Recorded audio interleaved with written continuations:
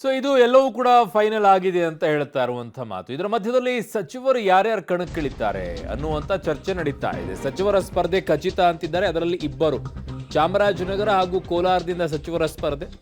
ಸಹಜವಾಗಿ ಚಾಮರಾಜನಗರದಿಂದ ಸಚಿವ ಮಹದೇವಪ್ಪ ಅವರು, ಇನ್ನೊಂದು ಕಡೆಗೆ ಸಚಿವ KH ಮುನಿಯಪ್ಪನವರಿಗೆ ಹೈಕಮಾಂಡ್ ಸೂಚನೆಯನ್ನ ಕೊಟ್ಟಿದೆ ಅಂತೆ. AICCನೇ ಈಗ ಸೂಚನೆಯನ್ನ ಮಾಡಿದೆ ಅಂತಿದ್ದಾರೆ. ಚಾಮರಾಜನಗರದಲ್ಲಿ ಸುನಿಲ್ ಬೋಸ್ಗೆ ಟಿಕೆಟ್ ಮಹದೇವಪ್ಪ ಅವರು ಕೇಳ್ತಾ ಇದ್ದಾರೆ.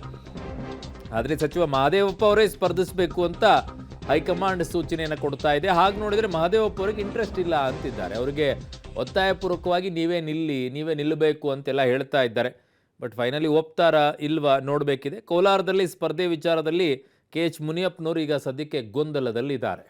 ನನ್ನ ಸಹೋದ್ಯೋಗಿ ಪೊಲಿಟಿಕಲ್ ಬ್ಯೂರೋ ಹೆಡ್ ಆಗಿರುವಂತಹ ರವೀಶ್ ಈಗ ನನ್ನೊಂದಿಗೆ ನೇರ ಸಂಪರ್ಕಕ್ಕೆ ಸಿಗ್ತಾ ಇದ್ದಾರೆ. ರವೀಶ್, BJPಯದ್ದು ಒಂದು ರೀತಿ ಕಥೆ ಆದರೆ ಕಾಂಗ್ರೆಸ್ನದ್ದು ಇನ್ನೊಂದು ರೀತಿಯಾಗಿ ಕಥೆ ಈಗ ಅಧಿಕಾರದಲ್ಲಿ ಇರೋದ್ರಿಂದ. ಸೊ ಹಾಗಾಗಿ ಪಟ್ಟಿ ಎಷ್ಟು ಸಿದ್ಧ ಆಗಿದೆ ಸೆಕೆಂಡ್ ಲಿಸ್ಟ್ನಲ್ಲಿ? ಅದಾದ ನಂತರ ಸಚಿವರು ಈಗ ಅಖಾಡಕ್ಕಿಳಿಯೋದ್ರು, ಬಹಳ ಚರ್ಚೆ ಆಗ್ತಾ ಇತ್ತು. ಒಂದು ಎಂಟು ಕ್ಷೇತ್ರಗಳಿಗೆ ಸಚಿವರನ್ನೆಲ್ಲ ಇಳಿಸ್ಬಿಡ್ತೀವಿ ಅಂತ ಹೇಳಿ ಎರಡಕ್ಕೆ ಬಂದ್ಬಿಟ್ರಾ? ಅರುಣ್, ಖಂಡಿತವಾಗಿ ಕೂಡ ಆರಂಭದಲ್ಲಿ ಎಲ್ಲೋ ಒಂದು ಕಡೆ ಸುಮಾರು 6ರಿಂದ 8 ಸಚಿವರು ಕಣಕ್ಕಿಳಿಬಹುದು, ಕಣಕ್ಕಿಳಿಸಬೇಕು ಅಂತಲೂ ಕೂಡ KPCC ಪ್ಲಾನ್ ಮಾಡ್ಕೊಂಡಿದ್ದು. ಕಾಂಗ್ರೆಸ್ ನಾಯಕರು ಕೂಡ ಅದನ್ನೇ ಪ್ಲಾನ್ ಮಾಡ್ಕೊಂಡಿದ್ರು. ಆದರೆ ಈಗ ಆ ಪಟ್ಟಿ ಏನಿದೆ ಅದು 2ಕ್ಕೆ ಬಂದು ನಿಂತ್ಕೊಂಡಿದೆ ಅಂತ ಸ್ಪಷ್ಟವಾಗಿ ಹೇಳ್ಬೋದಾಗಿದೆ. ಅದರಲ್ಲೂ ಕೂಡ ಒಂದು ಪಟ್ಟಿಯಲ್ಲಿ ಅಂದರೆ ಕೋಲಾರ ವಿಚಾರದಲ್ಲಿ ಅದನ್ನು AICCಯಿಂದಲೇ ಸೂಚನೆಯನ್ನು ಕೊಡಿಸಬೇಕು ಅನ್ನೋ ನಿರ್ಧಾರಕ್ಕೆ ಬಂದಿರತಕ್ಕಂಥದ್ದು. ನೆನ್ನೆ ನಡೆದಂಥ ಒಂದು ಸಭೆಯಲ್ಲಿ, ಚುನಾವಣಾ ಸಮಿತಿ ಸಭೆಯಲ್ಲಿ ಒಟ್ಟು 15 ಕ್ಷೇತ್ರಗಳಿಗೆ ಪಟ್ಟಿಯನ್ನು ಫೈನಲ್ ಮಾಡಿದ್ದಾರೆ ಅಂತ. ಆದರೆ ಉಳಿದಿರ್ತಕ್ಕಂಥ 6 ಕ್ಷೇತ್ರಗಳು ಇನ್ನೂ ಕೂಡ ಫೈನಲ್ ಆಗಿಲ್ಲ. ಅದರಲ್ಲೂ ಕೂಡ ಬೆಂಗಳೂರು ಉತ್ತರಕ್ಕೆ ಸಂಬಂಧಪಟ್ಟಂತೆ ಸಾಕಷ್ಟು ಒಂದು ರೀತಿಯಲ್ಲಿ ತಡರಾತ್ರಿ ತನಕ ಕೂಡ ಬೇರೆ ಬೇರೆ ರೀತಿಯ ಚರ್ಚೆಗಳು ಆಗ್ತಾ ಇರತಕ್ಕಂಥ ವಿಚಾರ. ಅದ್ರ ಜೊತೆಗೆ ಕೋಲಾರ ವಿಚಾರವನ್ನು AICCಯಿಂದಲೇ ಸೂಚನೆ ಕೊಡಿಸಬೇಕು ಅಂತ ಕೂಡ ಈಗಾಗಲೇ ಅಲ್ಲಿ ಚುನಾವಣಾ ಸಮಿತಿ ಸಭೆಯಲ್ಲಿ ನಿರ್ಧಾರ ತೆಗೆದುಕೊಂಡಿದ್ದಾರೆ.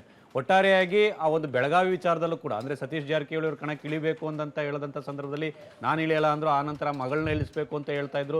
ಅದಾದ ಬಳಿಕ ಇಲ್ಲ ಕಾರ್ಯಕರ್ತರೊಬ್ಬರು ನಿಲ್ಲಿಸ್ತೀವಿ ಅಂತ ಹೇಳ್ತಾ ಇದ್ರು. ಈಗ ಆ ಒಂದು ಪುತ್ರಿಯನ್ನೇ ಕಣಕ್ಕೆ ಇಳಿಸಬೇಕು ಅಂತ ಕೂಡ AICCಯಿಂದ ಸೂಚನೆ ಬಂದಿರತಕ್ಕಂಥದ್ದು. ಸುರ್ಜೇವಾಲಾ ಅವರು ಕೂಡ ಅದನ್ನೇ ಹೇಳಿರ್ತಕ್ಕಂಥದ್ದು. ಈ ಹಿನ್ನೆಲೆಯಲ್ಲಿ ಅವರ ಪುತ್ರಿಯನ್ನು ಕಣಕ್ಕಿಳಿಸೋದ್ರ ಬಗ್ಗೆ ಕೂಡ ಸಾಕಷ್ಟು ಚರ್ಚೆ ಆಗಿದೆ. ಅದು ಕೂಡ ಒಂದು ರೀತಿಯಲ್ಲಿ ಲೀಸ್ಟಲ್ಲಿ ಬರ್ಬೋದು ಅಂತ. ಇನ್ನುಳಿದಂತೆ ಬಳ್ಳಾರಿ ಲೋಕಸಭಾ ಕ್ಷೇತ್ರದಿಂದಲೂ ಕೂಡ ಆ ಒಂದು ನಾಗೇಂದ್ರ ಅವರನ್ನ ಕಣಕ್ಕಿಳಿಸಬೇಕು ಅಂತ ಕೂಡ ಬಹಳಷ್ಟು ಒಂದು ರೀತಿಯಲ್ಲಿ ಸರ್ಕಸ್ ನಡೆಸಿದ್ರು. ಅಂತಿಮವಾಗಿ ಅಲ್ಲಿ ಬೇರೆ ಒಂದು ರೀತಿಯಲ್ಲಿ ಪರ್ಯಾಯವಾಗಿ ಅಭ್ಯರ್ಥಿಯನ್ನು ಫಿಕ್ಸ್ ಮಾಡ್ದಂಗೆ ಕಾಣ್ತಾ ಇದೆ. ಒಟ್ಟಾರೆಯಾಗಿ ನಾಳೆ ಅಥವಾ ನಾಡಿದ್ದು ಆ ಒಂದು ಕಾಂಗ್ರೆಸ್ನ CEC ಸಭೆ ಕೂಡ ನಡೆಯುತ್ತೆ. 15ರಂದು ಆ ಒಂದು ಕಾಂಗ್ರೆಸ್ನ 2ನೇ ಪಟ್ಟಿ ರಿಲೀಸ್ ಆಗುವಂಥ ಚಾನ್ಸಸ್ ಜಾಸ್ತಿ ಇರುತ್ತೆ ಅರುಣ್.